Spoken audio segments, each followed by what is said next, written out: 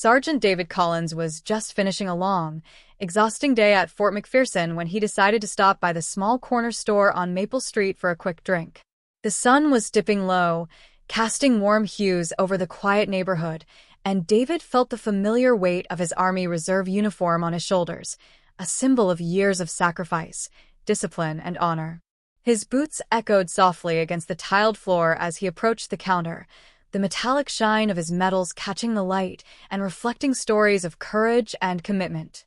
Everything seemed ordinary, peaceful, the kind of calm that followed a day filled with routine and duty. But in an instant, that calm shattered like glass. The sudden roar of sirens sliced through the stillness, and two police cars screeched to a halt outside the store. Red and blue lights flashed wildly, casting eerie, frantic shadows across the walls.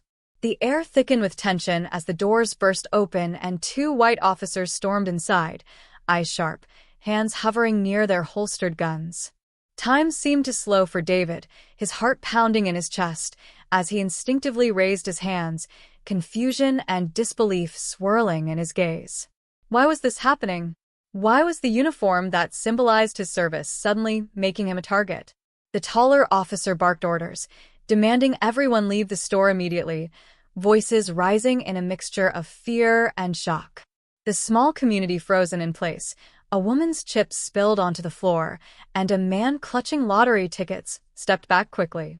David's mind raced as Officer Ryan Blake approached him, eyes cold and accusing him of impersonating military personnel, words so absurd they cut deeper than any insult.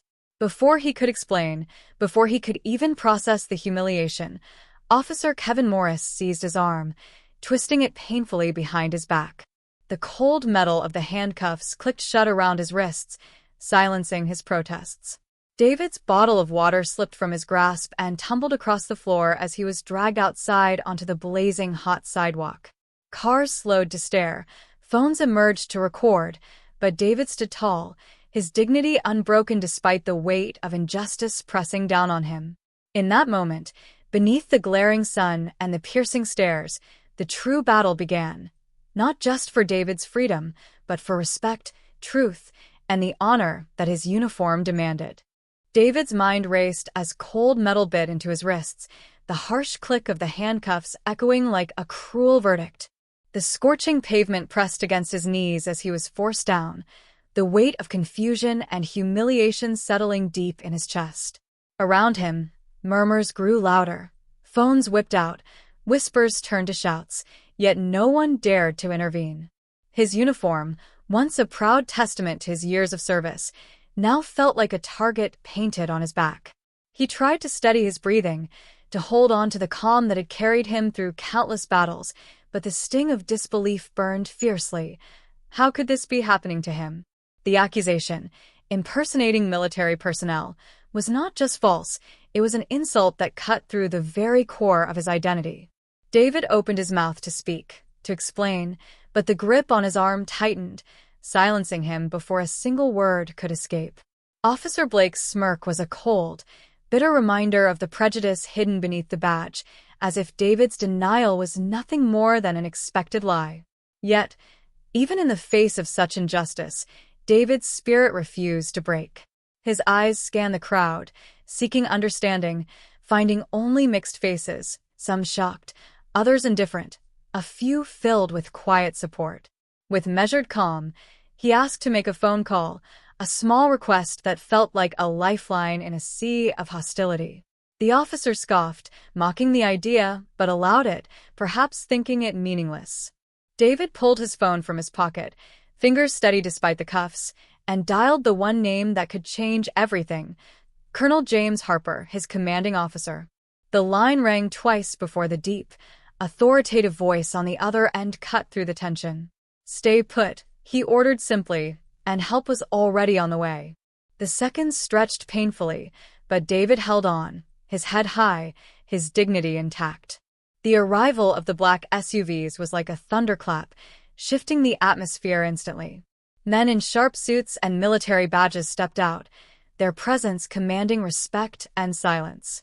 Colonel Harper approached the two officers with quiet authority, dismantling their assumptions with facts and unyielding conviction. The officers' faces drained of color as they realized their grave mistake, not just in misidentifying a soldier, but in allowing racial bias to cloud their judgment. Administrative leave, loss of badges, the swift consequences spoke volumes. David rose slowly, helped to his feet, the cheers of onlookers washing over him like a balm to his wounded pride. In that moment, the injustice he endured transformed into a powerful statement, one that would ripple beyond the hot sidewalk and echo into the hearts of those who witnessed it. David's voice was steady despite the tightness in his chest as he asked, "I'd like to make one phone call." The officers exchanged amused glances, clearly underestimating the weight behind his calm words. "To who?" Officer Blake sneered. "To my commanding officer," David replied without hesitation. The doubt in their eyes was palpable as they reluctantly nodded, expecting nothing to come of it. David fumbled slightly to unlock his phone, the cold metal cuffs biting into his wrists, yet his fingers moved with practiced ease. He tapped a single contact, Colonel James Harper, and waited. The seconds stretched taut, each one thick with silent tension. Then the call connected, and David's tone shifted to one of quiet authority. "Colonel Harper, this is Sergeant David Collins. I'm being wrongfully detained under suspicion of impersonating military personnel." There was a pause, heavy and deliberate, before the colonel's deep voice resonated through the line. "Stay put. I'm on my way." David hung up and looked at the officers with quiet confidence. "Help is coming," he said simply.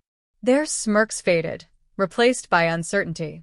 Minutes later, the sound of 3 black SUVs rolling to a stop brought an immediate shift in the atmosphere. Men in sharp military uniforms and badges emerged, their presence commanding respect without a word. Colonel Harper stepped forward, tall and resolute, eyes locking on the officers who now stood awkwardly by. With a voice that brooked no argument, he declared the wrongful detention of Sergeant Collins, his 11 years of dedicated service laid bare for all to see. The officers' faces fell as their ignorance and bias were exposed under the unforgiving gaze of authority. Orders were given swiftly.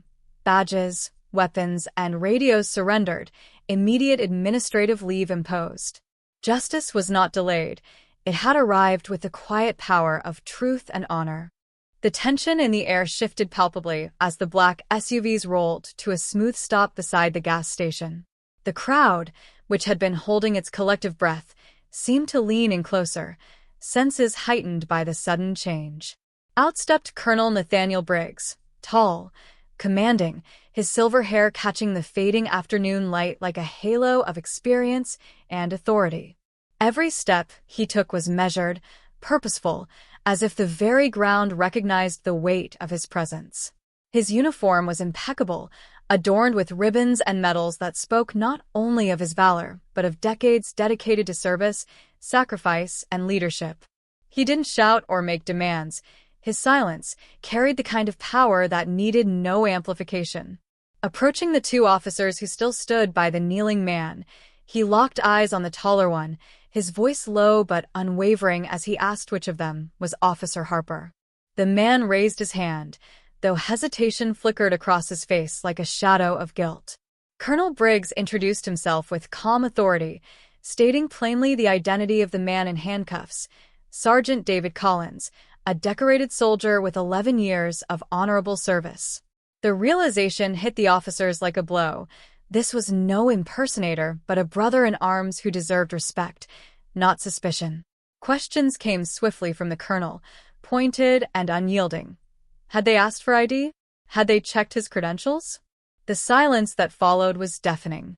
Colonel Briggs stepped closer, his gaze sharp and condemning.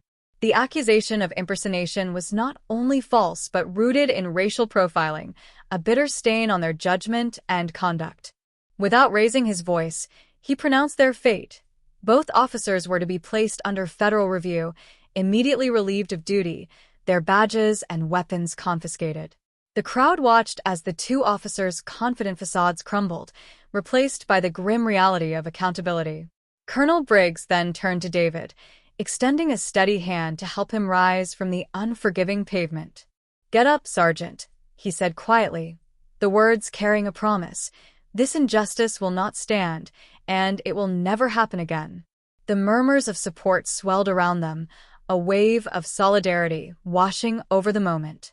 In that instant, the presence of Colonel Briggs was not just a beacon of authority, but a powerful symbol of honor, justice, and the unbreakable bond among those who serve.